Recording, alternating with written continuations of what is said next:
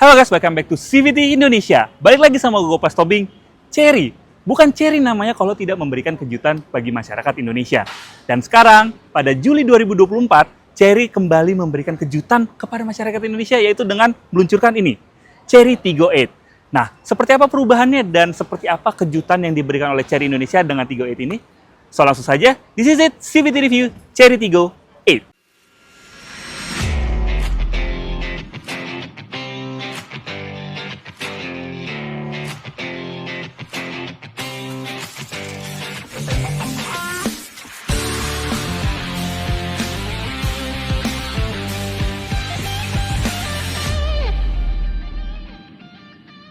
Yes, untuk desain depannya secara overall dia nggak ada bedanya, dia masih memakai matrix grillnya. Tapi kalau kita perhatikan lebih dekat, ini matrixnya beda. Kalau misalnya di Tigo 8 Pro, dia matrixnya tuh memakai aksen bulat-bulat.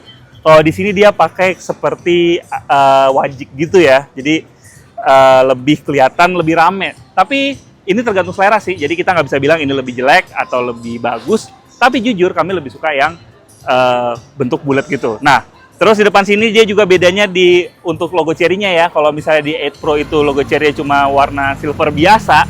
Nah, kalau di sini, kalau kalian lihat lebih dekat, itu ada kayak aksen-aksen agak glossy-nya. Yes, ini karena dia sudah memakai illumination untuk logo Cherry-nya. Jadi kelihatan kalau di malam hari itu kelihatan lebih gede depan sini, lebih galak, lebih berotot gitu. Nah, terus sisanya secara overall dia nggak ada bedanya, grillnya dia masih mirip dengan yang 8 Pro, terus untuk lampunya dia masih sama persis, pakai full LED, dan untuk stand-nya dia sudah memakai running light, dan untuk LED DRL ya sudah ada di Cherry Tigo 8 ini. Nah, untuk mesinnya dia juga masih sama, dan ada kamera di depan kaca, di kaca depannya. Jadi ini menandakan kalau mobil ini masih dilengkapi dengan ada seperti si 8 Pro-nya. Ya, itu aja dari bagian depan. Sekarang kita lihat bagian samping. Nah, ini dia bagian sampingnya. Ya, kalau dilihat nggak ada perbedaannya. Dia dimensinya masih sama, terus juga dia masih memakai velg 18 inci dibalut dengan ban 235-55R18. Terus di samping dia juga masih mempertahankan tulisan TGDI seperti Cherry Tigo 8 Pro, dan masih ada list chrome untuk melapisi window liningnya. Jadi secara overall memang dari samping itu tidak ada bedanya. Paling yang membedakan adalah pada pilihan warnanya. Yes, di Cherry Tigo 8 ini memiliki dua pilihan warna baru, yaitu biru seperti ini yang hero color-nya, dan yang kedua yaitu pada warna abu-abu atau grey-nya. Jadi buat kalian yang suka kedua warna itu dan pengen tampil beda, mungkin bisa memilih Cherry Tigo 8 ini. Itu aja di samping, ya nggak banyak beda sih. Ya udah, sekarang kita lihat bagian belakangnya. Nah, sekarang kita sampai di bagian belakangnya. Menurut kami ini yang paling kelihatan lah berbedanya dibandingkan dengan yang Tigo 8 Pro ya.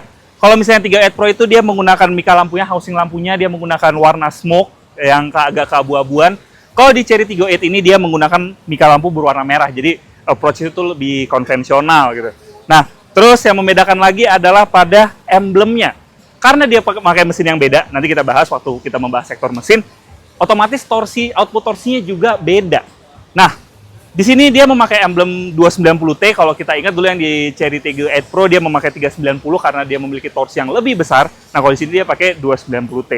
Nah, tapi ini yang agak membingungkan karena memang kalau di spesifikasi mesin yang dirilis oleh Cherry Indonesia dia dikatakan tuh punya torsi sekitar 275 Nm. Tapi ini kok dia memakai emblem 290T. Ya mungkin supaya generik ya dengan si Omoda 5GT ya, karena 5GT memang dia memakai emblem yang persis seperti ini. Nah, sisanya dia masih sama, dia memakai emblem Cherry yang bus gede di sini, jadi seakan-akan mengingatkan kita sama SUV asal Swedia yang biasa dia memakai emblem sebesar seperti ini ya. Nah, oh ya, satu lagi bedanya adalah pada emblem Tigo 8-nya. Karena ini adalah Tigo 8, bukan Tigo 8 Pro, jadinya dia memakai emblem Tigo 8 saja, tidak ada emblem-emblem Pro-nya. Terus yang membedakan lagi kalau kita ke bawah ya, kalau misalnya di Tigo 8 Pro dia pakai quad exhaust yang bentuknya membulat gitu. Kalau di sini tuh dia pakai dual exhaust yang bentuknya ngotak. Jujur kami lebih suka bentuknya yang seperti ini sih, karena kelihatan lebih berkarakter dan menyatu dengan desain dari belakang Cherry Tigo 8 Pro ini. Nah, sisanya terus pembukaan pintu belakangnya dia juga masih memakai power back door. Nah, untuk urusan akomodasi bagasinya dia harusnya masih sama karena memang dimensinya tidak ada perubahan. Tapi juga udah elektrik. Sekarang kita lihat interiornya. Nah, ini kita lihat interiornya. Ya, kalau untuk perbedaannya yang paling kentara adalah pada pemilihan warnanya. Kalau di Tigo 8 Pro dia memakai warna mocha yang coklat-coklat gitu. Nah, kalau di Tigo 8 ini dia memakai warna hitam yang lebih long lasting. Jujur, kalau gue pribadi, gue lebih suka warna hitam gini karena nggak lekang sama zaman. Karena warna-warna selain hitam itu ada trennya, kayak dulu warna beige, lama-lama jadi tinggalin karena gampang kotor. Dan warna merah mungkin yang beberapa orang yang nggak suka warna norak gitu, dia kurang suka. Nah, tapi sisanya dia masih sama, dia masih memakai AC triple zone, terus juga pakai sunroof di sini, sunroof yang sudah dilengkapi dengan panoramik juga sampai baris 2, dan kalau malam itu keren banget, dia ada iluminasinya di sekitar panoramiknya. Dan untuk sistem keamanannya dia nggak absen ya, kalau misalnya di Tigo 8 Pro, bisa kita mau buka pintu nih, dia ada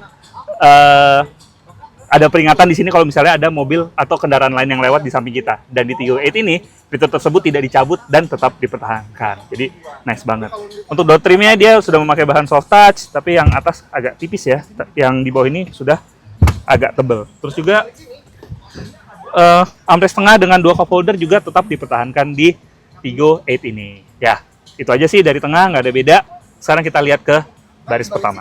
Ya, sekarang kita ke baris depan. Ini gue adjust dulu ya, karena memang sebelumnya mungkin tinggi orang Indonesia ya. Jadi gue nggak mati sih.